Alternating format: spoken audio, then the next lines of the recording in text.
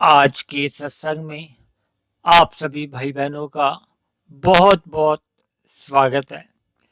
आज के सत्संग का विषय है कि जो हम कर्म करते हैं वो तीन तरह के होते हैं: तामसी, राजसी और सात्विक। देखिए, कर्मों पे हमने अभी तक बहुत अधिक चर्चाएं की हैं। वास्तव में ये कर्मों का जो एक विषय है ना, ये बहुत ही जटिल विषय है।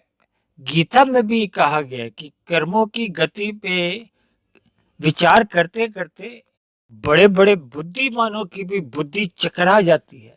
ये विषय ही बहुत गहन है, लेकिन फिर भी परमात्मा की प्रेरणा से मैंने भी शास्त्रों का बहुत अध्ययन किया है, महापुरुषों का मैंने भी बहुत सत्संग किया है। इसलिए मैंने शास्त्रों की बातों को मूल आधार में लेते हुए उन पर गहन चिंतन के द्वारा परमात्मा के द्वारा दी गई विवेक शक्ति को तर्क पूर्वक न्याय संगत तरीके से बहुत ही युक्ति संगत उदाहरणों से मैंने आपको विभिन्न वीडियो में इन कर्मों के ऊपर विभिन्न प्रकार के मैंने अपनी बातें, अपने विचार आपके सामने रखे थे। इसी सिलसिले को आगे बढ़ाते हुए आज भी कर्मों के ऊपर ही, देखिए, तीन प्रकार के कर्मों की जो आज हम चर्चा करने जा रहे हैं: तामसी, राजसी और सात्विक। जैसा कि हम जानते ही हैं कि ये संपूर्ण प्रकृति त्रिगुणात्मक है, इसलिए यहाँ के सभी पदार्थ या हमारे जितने भी कर्म हैं या जितनी भी आप और हम गतिविधियां देखते हैं ना, ये भी तामसी, राजसी और सात्विक ही होती है। क्योंकि हमने तमोगुण को और रजोगुण को और सतोगुण को 1, 10 और 100 से परिभाषित किया था, एक सरल शब्दों में समझाने के लिए कि तमोगुण से 10 गुना अच्छा रजोगुण है और रजोगुण से भी 10 गुना अच्छा सतोगुण है। यानी कि हमने तमोगुण को 1 माना है, रजोगुण को 10 और सतोगुण को हमने 100 माना है, ताकि हम इनका एक अंतर देख सके अंकों के साथ भी, ताकि हमें अपने जीवन में तुलनात्मक रूप में किस गुण को हमने अधिक महत्व देना है। देखिए, जब 1 और 10 की बात आती है तो उस समय हमने 10 को महत्व देना है। जब 10 और 100 की बात आती है तो हमें 100 को महत्व देना है। यानी हम एक तुलनात्मक रूप में इन गुणों का संग करते हुए हम अपने जीवन को सफल बना सकते हैं। क्योंकि मनुष्य योनि में ही हमें ये अवसर मिलता है, अधिकार मिलता है कि हम परमात्मा को जान सकें, समझ सकें, और सबसे बड़ी बात, हम परमात्मा को मनुष्य योनि में ही पा सकते हैं। क्योंकि मनुष्य से नीचे की सभी योनियां या मनुष्य से ऊपर की सभी योनियां भोग योनियां कहलाती हैं, जबकि मनुष्य योनि कर्म योनि है। मनुष्य योनि में ही किए गए कर्म लिखे जाते हैं। मनुष्य योनि में ही हम अपने संस्कारों में भी परिवर्तन ला सकते हैं। जैसा कि आप जानते ही हैं कि हमारे 3 शरीर होते हैं: स्थूल शरीर, सूक्ष्म शरीर और कारण शरीर। हमारे जितने भी कर्म हैं वो स्थूल शरीर द्वारा होते हुए दिखाई तो देते हैं, लेकिन इनके पीछे जो हमारे कारण शरीर में बने हुए संस्कार होते हैं ना, वो इनको प्रेरित करते हैं। वही उन्हीं संस्कारों द्वारा ही हमारे नए कर्म नियंत्रित होते हैं। यानी अगर हम शुभ कार्य करते हैं या शुभ कर्म करते हैं या अशुभ कर्म करते हैं, यानी पाप कर्म करते हैं, इनके पीछे संस्कारों का ही महत्वपूर्ण योगदान रहता है। अगर हमारे कारण शरीर में तामसी संस्कार अधिक बने हुए हैं तो हमारे द्वारा होने वाले सभी कर्म तामसी होने लगते हैं। यदि हमारे कारण शरीर में राजसी संस्कार अधिक बने हुए हैं तो सहज ही स्थूल शरीर द्वारा हमारे राजसी कर्म होने लगते हैं। और यदि हमारे कारण शरीर में सात्विक संस्कार शक्तिशाली हैं, मजबूत बने हुए हैं, तो सहज ही स्थूल शरीर द्वारा हमारे सात्विक कर्म होने लगते हैं। यानी कि प्रत्यक्ष रूप से जो हमारे कर्म होते दिखाई देते हैं, अप्रत्यक्ष रूप से इनका जो कारण होता है वो हमारे बने हुए संस्कार ही होते हैं जो हम जन्म से लेकर आते हैं। लेकिन मनुष्य योनि में निरंतर सत्संग करते रहने से हम अपने अशुभ संस्कारों को धूमिल कर सकते हैं, फिर धीरे धीरे हम इनको समाप्त कर सकते हैं, यानी दग्ध बीज भी कर सकते हैं।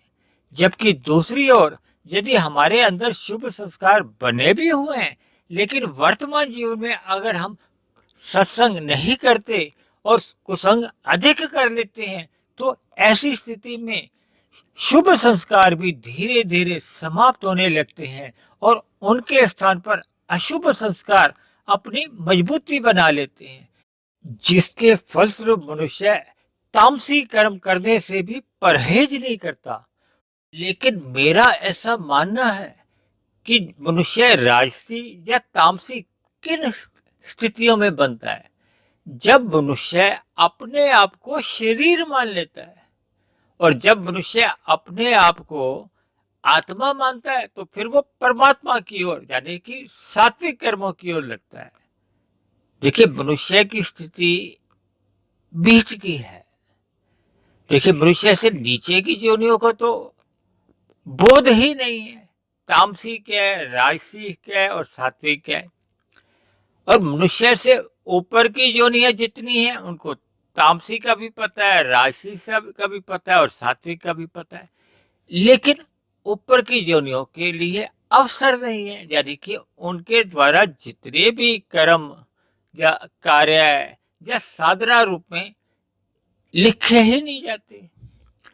केवल मनुष्य योनि को ही एक अवसर है। अब अगर मनुष्य ने अपने आप को शरीर ही मान लिया है, तो ऐसी स्थिति में फिर वो शरीर के लिए ही यानी कि अपने शरीर के सुख सुविधा स्वाद सम्मान सत्ता के लिए ही सहज ही उसकी प्रवृत्ति होती है। फिर इन्हीं के सुख सुविधा के साधन अधिक से अधिक मिले, मतलब मेरे शरीर को अधिक से अधिक आराम मिले, मुझे स्वाद भरे व्यंजन सदा मिलते रहें, समाज के अन्य लोगों द्वारा मुझे सम्मान मिले, यानी कि मैं अधिक से अधिक लोगों में चर्चित रहूं, केवल अपने गली मोहल्ले में ही नहीं, अपने शहर में, अपने देश में और यहाँ तक कि मैं पूरे विदेशों में भी चर्चित हो जाऊं और मेरे हाथ में सत्ता भी बनी रही, यानी कि अन्य लोग मेरे अधीन हों। ऐसी भावना एक मनुष्य के मन में अक्सर चलती रहती है जब वह अपने आप को शरीर मानता है। और शरीर, अभी हमने आपको बताया कि हमारे 3 शरीर हैं, स्थूल शरीर, सूक्ष्म शरीर और कारण शरीर। जो हम एक दूसरे को देखते हैं वो तो स्थूल शरीर ही है और इन्हीं के सुख सुविधा स्वाद सम्मान सत्ता की कोई, देखिए, मन से किसी का कोई सम्मान होता है या नहीं होता है, ऐसा तो लोग महत्व नहीं देते। जैसे किसी देश के राजा की या राष्ट्रपति की या प्रधानमंत्री की बाहर से देखिए हाथ जोड़कर सम्मान किया जाता है, भले ही उसके मन में उसके प्रति सम्मान की भावना का अभाव हो, यानी कि सूक्ष्म शरीर और कारण शरीर का एक संसारी जगत में या एक साधारण बोलचाल में कोई महत्व नहीं है। भले ही हमारा जो सूक्ष्म शरीर और कारण शरीर हमारे स्थूल शरीर को ही दिशा निर्देश देता रहता है, यानी दूसरे आसान शब्दों में जब हम अपने आप को शरीर मान लेते हैं तो फिर हम शरीर से संबंधित ही प्रकृति को अधिक महत्व देते हैं, क्योंकि देखिए हमारा स्थूल शरीर प्रकृति का ही एक अंग है। हमारा स्थूल शरीर पृथ्वी जल अग्नि वायु आकाश का बना है, ऐसे ही हमारा सूक्ष्म शरीर 17 तत्वों का बना है और हमारा कारण शरीर एक तत्व का है, यानी हमारे तीनों शरीर भी प्रकृति का ही हिस्सा है। और आत्मा का परमात्मा से संबंध है, आत्मा चेतन है और परमात्मा परम चेतन है, इसलिए आत्मा का और परमात्मा में एक सजातीय संबंध है। इसी तरह हमारे शरीर का इस प्रकृति से कहो या माया से हमारा सजातीय संबंध है। तो इसलिए सहज ही उसका झुकाव प्रकृति के पदार्थों की ओर बना ही रहता है। अब जब हम अपने आप को शरीर मान लेते हैं तो फिर हमारी सहज ही प्रवृत्ति प्रकृति के साधनों को भोगने की बनी ही रहती है, और इसी के लिए फिर मनुष्य राशि कर्म करने लगता है। और जब राशि कर्म करते करते उसमें प्रमाद आने लगता है, ज्ञान उसका धुंधला हो जाता है, तो फिर वो तामसी कर्म करने लगता है। जब वो तामसी कर्म करता है तो तामसी कर्म का हमें पाप रूपी फलों का फल भोगने के लिए फिर नीचे की जोनियों में जाना होता है। यानी कि ये मनुष्य एक ऐसे चक्र में फंस जाता है कि फिर वो 84 लाख जोनियों में जो एक बंधन है ना, ऊपर की जोनियां कभी नीचे की जोनियां, सात्विक कर्म अधिक हो जाते हैं तो अगर मनुष्य में भोगों की ही इच्छा है तो फिर वो ऊपर की जोनियों में चले जाता है। हालांकि अगर हमारे कर्माशय में पुण्य कर्मों की बहुत अधिकता है और हमारी ऊपर की जोनियों में जाने की कोई इच्छा नहीं है, तो ऐसे में ऊपर की जोनियों में जबरदस्ती नहीं भेजा जाता है। लेकिन अगर हमारे कर्माशय में पाप कर्मों की अधिकता है और हमें नीचे की जोनियों में जाने की इच्छा नहीं है, तो ऐसी स्थिति में नीचे की जोनियों में जबरदस्ती भेजा ही जाता है। यानी कि प्रकृति हमें बाध्य कर देती है नीचे की जोनियों में उन पाप कर्मों का दुख रूपी फल भोगने के लिए। केवल जब हमारे पाप और पुण्य कर्म का एक तुल्यता बन जाती है, यानी कि पाप कर्म और पुण्य कर्म की बराबरी आ जाती है, तो फिर पुनः मनुष्य योनि की ही प्राप्ति हो जाती है। यानी कि जैसे जैसे मनुष्य नीचे पाप कर्म अपने दुख भोगकर उसके पाप कर्मों का कर्माशय घट घट के वो पुण्य कर्मों के बराबर जब आ जाता है, यानी कि दोनों की फिर दोबारा से तुल्यता बन जाती है, बराबरी आ जाती है, तो ऐसे में फिर उसको मनुष्य योनि मिल जाती है। भले ही इस पूरी प्रक्रिया में सैकड़ों जन्म लेने पड़े, हजारों जन्म लेने पड़े, लाखों करोड़ों अरबों, ऐसा कुछ नहीं है। जब तुल्यता आ जाएगी पाप और पुण्य कर्मों की तो सहज ही मनुष्य योनि की प्राप्ति हो जाती है।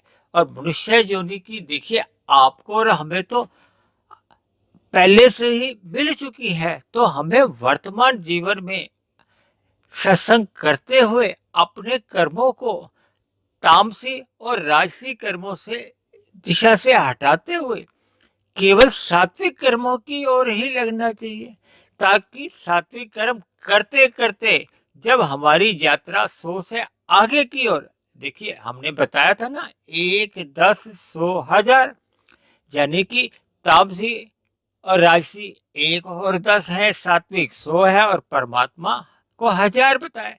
यानी कि हम जब सात्विक कर्म अधिक करते हैं तो फिर हम राजसी कर्मों से भी बच जाते हैं और तामसी कर्मों से तो पूर्ण रूप से ही बच जाते हैं। तो ऐसे में फिर सात्विक कर्म करते करते हमारी आध्यात्मिक यात्रा आरंभ होती है। फिर हम 100 से 1000 की ओर सहज, वही हमारी साधना है। यही मनुष्य योनि का एक महत्व है कि हम साधना करते करते करते करते परमात्मा को पा जाएं। और ये तभी संभव है ना जब हम राजसी कर्मों को नियंत्रण में रखते हुए केवल अपने स्थूल शरीर, देखिए स्थूल शरीर हमारा एक साधन है। अगर हमारा स्थूल शरीर को हम भोजन नहीं देते, इसकी आवश्यकताओं की पूर्ति नहीं करते, तो फिर इसकी जो एक निश्चित आयु है वो उससे पूर्व ही फिर इसकी मृत्यु आ सकती है। अर्थात हमें मनुष्य जीवन में ये सुख सुविधा के साधनों का मर्यादा में ही उपयोग करना है, भोग नहीं करना। इसी तरह हमें सजने संवरने में अपना धन और समय व्यर्थ नहीं गंवाना चाहिए। दूसरी बात देखिए, जब हम अन्य जीवों को पीड़ा देते हैं, कष्ट देते हैं, तब तो हमारे सभी कर्म वो तामसिक गिने ही जाते हैं, यानी पाप कर्म गिने ही जाते हैं। यानी ऐसे तामसिक कर्मों को तो हमने पूर्ण रूप से रोकना ही है। लेकिन कुछ ऐसे तामसिक कर्म भी है जो हमें अचेत करते हैं, हमारा ज्ञान को समाप्त करते हैं, जिसमें ये सिगरेट, बीड़ी, शराब, तंबाकू आदि आ जाते हैं। ये मांसाहार भी उसी में आता है। देखिए, मांसाहार में तो प्रत्यक्ष रूप से ही हिंसा हो जाती है, लेकिन अन्य ये मादक चीजें जो हमें अचेत करती है, यानी हमारा ज्ञान ही समाप्त कर देती है, यानी सभी प्रकार के तामसिक कर्म हमारा अधोगति का कारण बनते हैं। इसलिए मनुष्य योनि में हमें तामसिक कर्मों को तो पूर्ण रूप से समाप्त करना है और राजसी कर्मों को केवल मर्यादा में रखना है, ताकि हमारे स्थूल शरीर के क्रियाकलाप एक साधारण रूप में चलते रहें।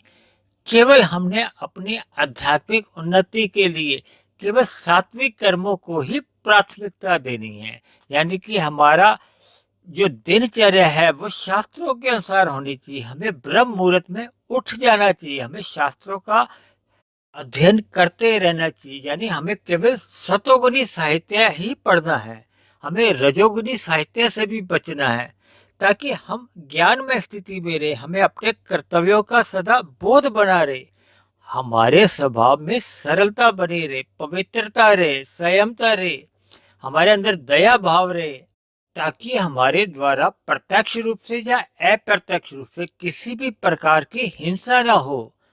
अन्य जीवों पर यानी हमारी दया भाव सदा बनी रहनी चाहिए। सभी जीवों की हमें यथासंभव सहायता करनी चाहिए, मनुष्यों की ही नहीं, अन्य सभी जीवों की भी। देखिए, कुल मिलाकर हमें ज्ञानमय स्थिति में रहना चाहिए, ताकि हमारी आध्यात्मिक उन्नति होती रहे, परमात्मा में हमारी प्रीति सदा बनी रहे। तो इन्हीं शब्दों के साथ आज की चर्चा को, जो कि तामसी, राजसी और सात्विक कर्मों पे है, इस पे देखिए चर्चा का तो कोई अंत नहीं है, लेकिन हमें कुल मिलाकर अपने जीवन को परमात्मा की ओर, अपने जीवन को दिशा देनी है, ताकि हमारी मनुष्य योनि में आध्यात्मिक उन्नति निरंतर होती रहे। देखिए, जितने भी हम आध्यात्मिक उन्नति कर लेते हैं, अगली मनुष्य योनि में ये हमें सुरक्षित वापस मिल जाती है, जबकि भौतिक उन्नति हम अपने मनुष्य जीवन में जितनी भी कर लेते हैं वो मरने के साथ ही समाप्त हो जाती है। जबकि भौतिक उन्नति में जितने हम तामसिक कर्म करते हैं, फिर वो हमारी अधोगति का भी कारण बनते हैं। तो आज की चर्चा को, आज के सत्संग को हम यही विश्राम देते हैं। आप किसी भाई बहन का कोई प्रश्न हो, कोई बात समझ में नहीं आई हो, तो आप कमेंट्स बॉक्स में जाकर अपना प्रश्न, अपने विचार, आपका कोई सुझाव हो तो आप वो भी लिख सकते हैं। तो कल फिर मिलते हैं एक नए विषय को लेकर, एक नए संदेश के साथ। तब तक आप सभी भाई बहनों का बहुत बहुत धन्यवाद।